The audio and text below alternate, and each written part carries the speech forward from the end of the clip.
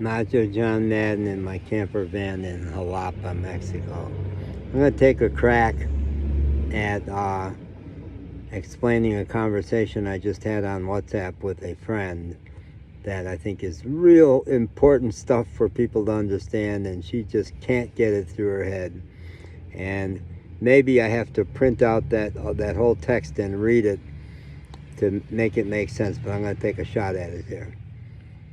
This new friend of mine early on told me, you shouldn't be investing all that money in repairing your car, just replace it. And I told her early on, over the language barrier, because she speaks only Spanish, replacing this car would be ridiculously expensive. I can't afford to do it. And I've already invested an awful lot of money in it, and some of it was good money to spend. I've got a brand new engine in it. There are a couple of expensive things that still need to be done. I'm going to see a mechanic this week for brakes, which could run expensive. It'll be a lot less here in Mexico. And then it still needs work on the transmission, which also could be very expensive. But I said, it's also my house. It's a camper van. I live in it.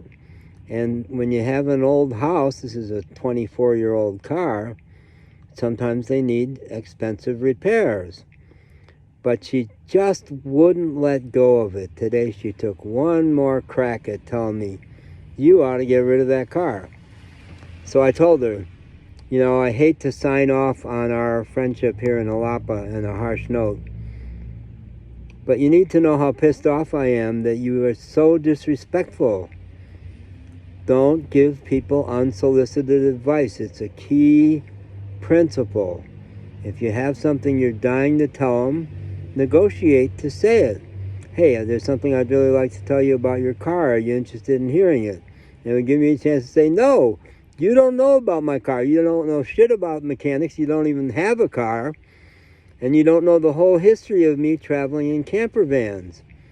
So there's no way you could know the real status of this car and what I need to do. Do not tell other people what to do. And she came back one last time and said, I wasn't telling you what to do. I was just telling you what I think. And I said, sometimes when I take the risk of giving people really straight feedback, it shocks them and wakes them up and good things happen. And other times they just tie themselves in knots with all kinds of crazy defensiveness like you just said to me. And she came back again and said, well, if I'm such an asshole, why do you keep initiating towards me? And I said, because I really like you. I do. You're not perfect. I mean, what you're doing is a thing that people do. It's not just you. It's one of the core causes of problems in human relationships, that people willy-nilly go around telling other people, giving them advice or telling them what to do without respectfully asking permission to give it. And it's disrespectful and it hurts people's feelings and it causes all kinds of crap.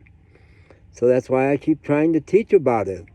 But very few people understand it. I learned it from Gestalt therapy and then Gestalt principles applied to organizations. No unsolicited advice. Don't do it. There's my advice. Don't do it. If there's one rule, don't pull that bullshit with people, all right? Wake up.